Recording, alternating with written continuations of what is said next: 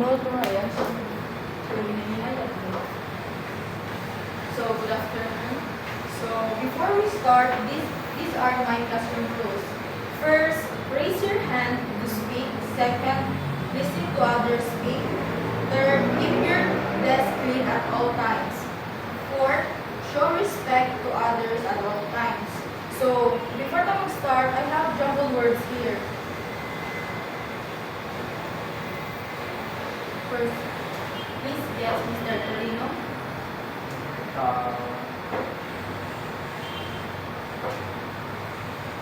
Calculation, Gumawa na siya ka words. division calculation, Yes. Second. so,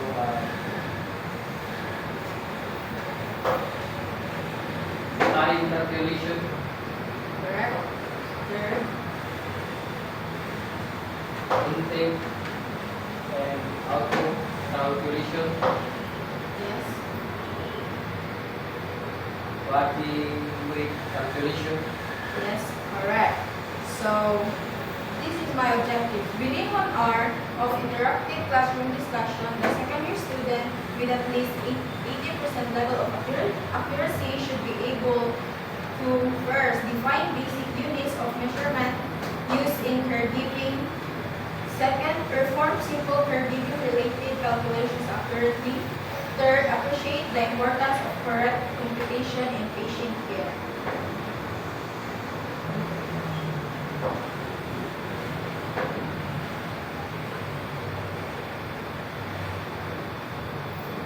So, introduction. Performing calculation in caregiving means using basic math skills to correctly measure and monitor a patient's needs. It is very important because small mistakes in calculation can affect the patient's health and safety. So, sa hospital pa, for example, nurse ka. So, kung magpatay kag tambal sa kanang imong mga patient, i-make sure dyan mo nga sakto din siya measurement niya, dili ka pwedeng sobra o gamay or makuwangan, dapat sakto din siya kaya may possibility nga ma-affect ang health sa imong patient. So first, common types of calculation used in caregiving. First, medication calculation used to give the correct amount of medicine. So, gani siya pinaka-importante gani siya especially kung bata itong kuanan sa imong tambal kay sensitive kaya kayo ng bata, especially kanang mga newborn pa, dapat sakto jud na kuan measurement sa imong ikuan nga tambal sa bata para dili ka makapag-problema kay para dili mo maapektuhan sila.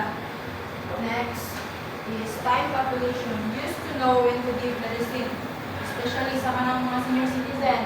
Naman na sila kanang kuan, mga maintenance, dapat sakto jud na nimo sa oras. Kung sa mga oras ang gihatag sa doktor, hindi ra jud ka nga kuan. Kana jud nga tayo mag-imitate ng medicine. Third, intake and output calculation. Used to measure fluids taken in and out of the body. For example, ang imong the intake of fluids is mga 300 ml. Tapos inom ka ng tubig 100 ml. So dapat ang possible na ma-output nimo ana is 500 ml tanan iihi nimo ana sila. Fourth is body weight calculation. Used to compute correct medicine dose. So, kani siya ang kuan is ang inay mga kuan tambal kanang magdepende sa imong timbang kung pila nga dosage nga imong inon. Like for example, kanang kuan. For example, ang gihatag sa doktor kay kanang 10 mg every per kilogram nimo. So for example, yung kilogram is 115. So i-times nimo 10 times 15 equals 152 milligram. So mao na ang imong inon nga tambal. Next, vital signs calculation. Used to monitor patient condition. Especially sa kuan kanang sa mga mostly na dito mga senior citizen, may magkakuan, pa-check silang BP, mga barangay, feel nila, galay nila pamina, mato sila dito, pa-check nila kung feel nila dugo, high blood na sila. Masabot na ito, no? Next, calculating pediatric dosage for oral drugs. Application of the information in the previous lesson to calculate the amount of medicine to the patient will start here. Always follow the physician's order and drug labels, the methods of converting quantities from one unit of measurement to another. If not sure about the task, always ask the assistance from somebody who may be senior to you. Kani siya pinaka-importante, yun siya no, especially kaning mga critical na kayong condition. Kung gusto nyo ihawag sa doktor, dapat maura dyan na yung ikuan. Like, kung istorya sa doktor, kung kailang na dosage yung paliton, niya dili ka sure kung maura dyan na. So, mga tanan dyan niya, imo dyan i-clarify kung pila dyan ang dosage sa tambal na dapat imo sa yung patient para dili makuha niyang health, dili mo magkakos o paan problema. Next, administering pediatric oral drugs. Tablets and capsules are hard to take by infants and young children. Thus, they are given liquid medicine. In some cases, where liquid medicines are not available, tablets may be crushed and mixed with just a little water. If it is mixed in a large amount of water, the child may not be able to finish the liquid, and therefore the entire dosage is not taken. So, kani mga infants, dili man yun na sila mga tumba o mga tabitas, kaya mga bata o nga sila, magpiso na sila. So, dapat ang imay pa yung nila ka na mga syrup lang sa, kaya bisa pag bumuko na niyong tambal, kaya dili mo gihapon na siya makuhaan maayo, kaya nakuha na siya mga kibuto. Dapat syrup lagi na sila, kaya dili ko na sila makuhaan. Next,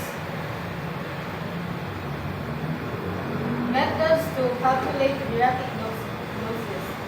First, body surface area or BSA method. This is also called the dosage per kilogram of body weight method. Physicians usually use this because this is the most accurate and safest method in calculating pediatric dose. So, kani siya mga dosage kay magdepende siya sa height or sa timbang sa mga bata. For example, ang gikuan sa doktor kay 100 mg niya ang body surface sa bata is 0.5. So, ang 100 times na siya 0.5, may balik siya 50 mg dose. So, mauna ang imong ipatake sa bata. Dili ka pwede magbuot kay dili pala na sila kasuga po maunsa pa ang bata. Next is Clark rule. This method uses the weight of the child in calculating approximate dosage. So, kani siya kay magdepende siya sa kung pila pound sa bata ang imong ipainom niya nga tambal. Like for example, ang sa bata is timbang sa bata, ang weight sa bata kay 15, ang milligrams sa mga adult is sa mga 300. So based ra sa based ra sa akong kanang na-search is i-divide ang weight sa bata is i-divide mo sa milligram sa adult, which is ang katungkuan 150. So, i-divide mo 50 divide 150 niya, i-times mo siya 300, so may equivalent siya o 100 milligram. So, mauna siya ang ipainom mo sa kanang bata, 100 milligram. Next, Young's rule. This is applicable to children who are 2 years of age and above. So,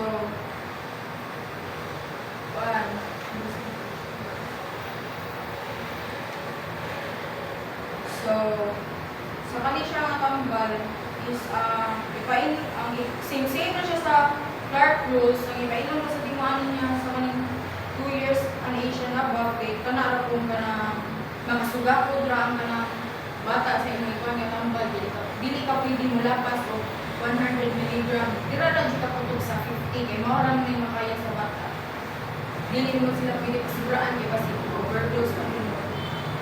Next is Friend's rule. This is used to calculate doses for children who are 2 years old below. So, kaning mga knowledge siya katong mga infants. So, dapat ang ipainom din mo aning nila nga tambal kay kapura yung gamay kay milligram, for example, mga 10 milligrams kay mga infants pa man, like 20 years old, anak, sensitive pa kayo na dili na kasi kapag 20 milligram pataas sa 10 din na siya po. So, any question? So, I have question for you. Kung sa may nasabtan mo sa itong lesson talaga? About sa proper mixing ng tubig sa appliance. About that.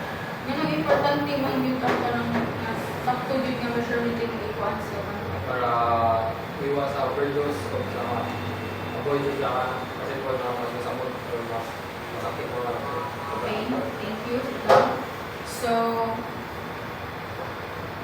I will group yun na into two. So, kayo parang sa task, each group will answer the given question and assign one member to present their answers to the class.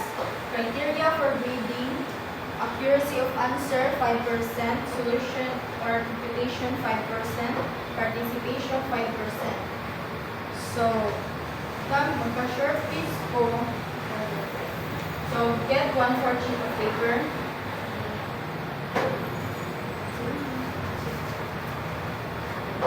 So, open.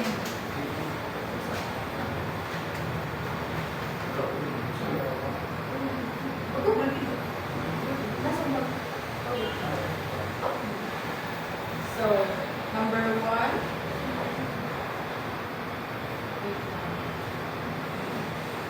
Number 1. Convert 0.75 liter to milliliter. A, 75 ml. B, 750 ml. C, 7.5 milliliter. D, 0.75 milliliter.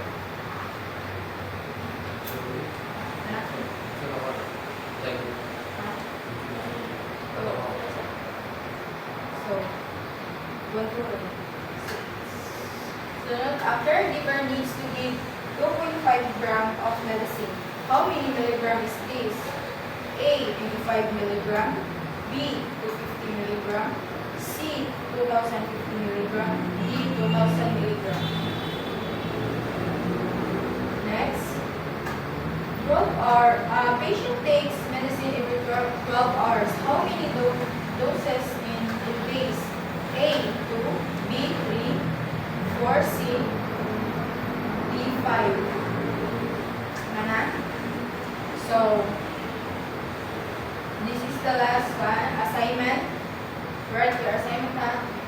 Number 1, a patient needs 2 milliliter of medicine every 6 hours. How many milliliter will they take in 24 hours? Number 2, medicine is taken 2 times a day. How many times in 5 days? 3, a tablet contains 500 milligrams. How many grams is this? So, that's all for today. Thank you.